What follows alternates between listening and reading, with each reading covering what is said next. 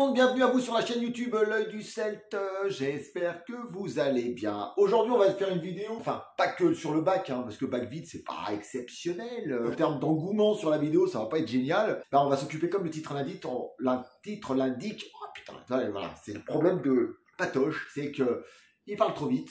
Et les sous-titrages, après c'est à chier. Voilà, donc on va parler tout doucement. Donc aujourd'hui on va s'occuper de ce petit terrarium là. Dedans on va mettre Lacerato fils Grenouille albinos ou Pac-Man, Grenouille Pac-Man. On passe dans un 30-30-20. Donc il sera beaucoup plus grand. Donc je vais vous montrer comment je vais faire. Déjà la première chose, c'est qu'on a besoin d'avoir un terrarium qui est très humide. Donc pour être très humide, moi j'utilise toujours la même Stain qui est sur ma boutique Amazon. J'utilise toujours la même parce que là on a un sachet, je ne sais plus combien de grammes c'est dedans. Mais sachant que quand on l'humidifie, ça fait un volume impressionnant. Donc je trouve que c'est super rentable. En plus, c'est vraiment une très bonne Stain. Et de l'humus de coco. Donc je vais mélanger les deux.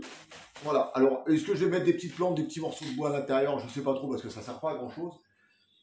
Par contre, je vais mettre une bonne gamelle d'eau, puisque je l'ai remarqué, et puis de toute façon, c'est pas la première fois que j'en ai, qu'elles aiment bien aller dans de l'eau, donc de temps en temps. Alors souvent la mienne fait ses caca dedans, donc c'est pas sympa, parce qu'il faut penser à moi, à mes petites mains manicurées, il faut mettre les mains, non, j'utilise toujours des gants de toute façon. Donc ce qu'on va faire, voilà, ça va être un tuto qui est quand même assez simple. C'est une grenouille entre guillemets qui ne demande pas énormément, il faut juste faire attention aux températures. C'est pour ça que moi, j'ai une astuce pour éviter d'avoir une surfacture de chauffage. C'est que je mets le terrarium de la grenouille, la journée il est là, et la nuit je mets un petit tapis chauffant en dessous quand il commence à faire des températures assez froides, parce que même s'il fait 19-20 dans ma pièce, voilà, c'est une grenouille qui quand même demande une température un peu au-deçà. Et voilà, donc ce qu'on va faire, on va tout faire pour que la grenouille se sente bien. Donc puisque là j'avais changé il y a quelques semaines l'intérieur, mais j'ai envie de le refaire entièrement. J'aime bien ce genre de petit terrain là que j'ai acheté là, alors ça vient de la ferme Trop. Je les trouve super sympas. Donc l'avantage, comme je vous montre, c'est que c'est la glissière. On peut nourrir directement par le dessus. Donc c'est vrai que quand on a des bêtes qui peuvent éventuellement s'échapper, ça peut être sympa. Alors c'est pas drosoproof, donc ne mettez pas des drosophiles ou sinon rajoutez une moustiquaire par dessus parce que c'est pas du tout drosoproof. Donc ça s'ouvre, c'est la glissière. Donc moi ce que j'aime bien la glissière, c'est que vu que la grenouille éventuellement, même si j'avais envie de faire un petit bassin, une connerie, je le ferai pas parce que ça m'intéresse pas, mais j'aurais pu faire quelque chose de bien, encore plus sophistiqué. Mais vu que c'est une grenouille qui est quand même assez sale, ceux qui l'ont remarqué, c'est que c'est une grenouille qui reste pratiquement toujours au même endroit, sauf que quand vous lui mettez des grillons, elle chasse, ou enfin des insectes. Et puis après un moment donné, elle va vous faire une merde, et elle va aller hop dans un autre truc, elle va se faire un petit trou, et elle va rester là jusqu'à ce qu'elle ait envie de chasser ou de chier à nouveau. Voilà comment vit cette superbe grenouille que je surkiffe. Quand on manipule une grenouille, toujours les mains humides, on se désinfecte les mains avant et on se désinfecte les mains après. On ne met pas les mains à son visage parce que c'est quand même pas très propre. Il y a des salmonelles, il y a des bactéries, enfin, il y a de tout. Donc on fait très attention à soi et à sa bête. Là, je ne me prends pas la tête, je vais mettre l'eau directement dans le fond de la cuve et je vais mélanger les deux. Voilà, allez, c'est parti.